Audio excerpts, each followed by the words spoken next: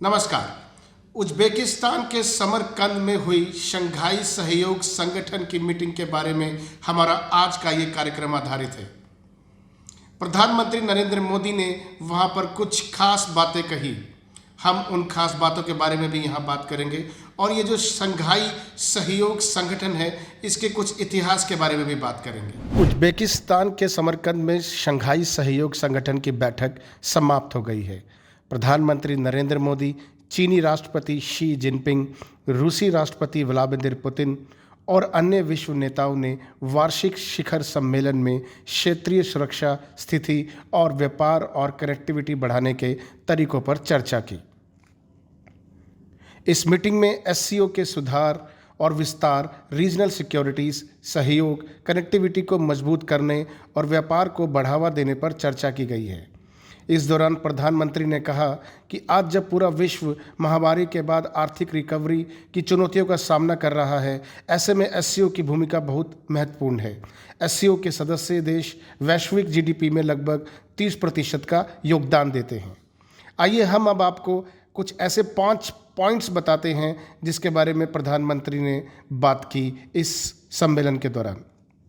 सबसे पहली, भारत की अर्थव्यवस्था कि इस साल 7.5% की दर से वृद्धि होने की उम्मीद है और यह दर दुनिया की प्रमुख अर्थव्यवस्थाओं में सबसे अधिक होगी।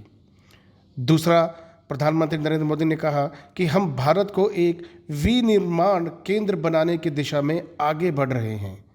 तीसरी, प्रधानमंत्री नरेंद्र मोदी ने कहा कि हमारे जन केंद्रित विकास मॉडल में प्रौद्योगिकी के समुचित उपयोग पर काफ़ी ध्यान दिया गया है।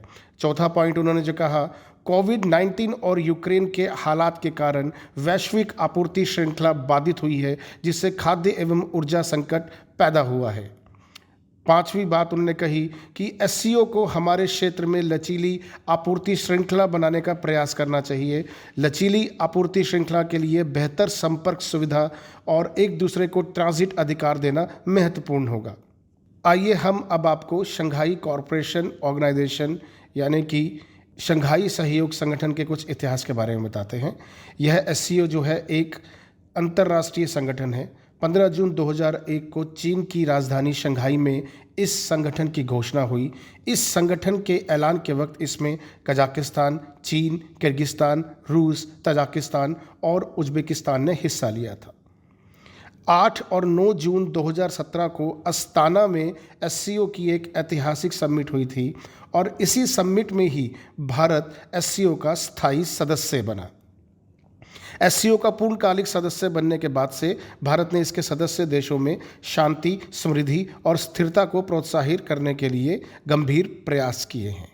इसी तरीके की खबरों के लिए जुड़े रहिए हमारे चैनल चक्रव्यूह के साथ और हमें विभिन्न प्लेटफॉर्म्स यानी फेसबुक और यूट्यूब पर लाइक और सब्सक्राइब करिए। धन्यवाद।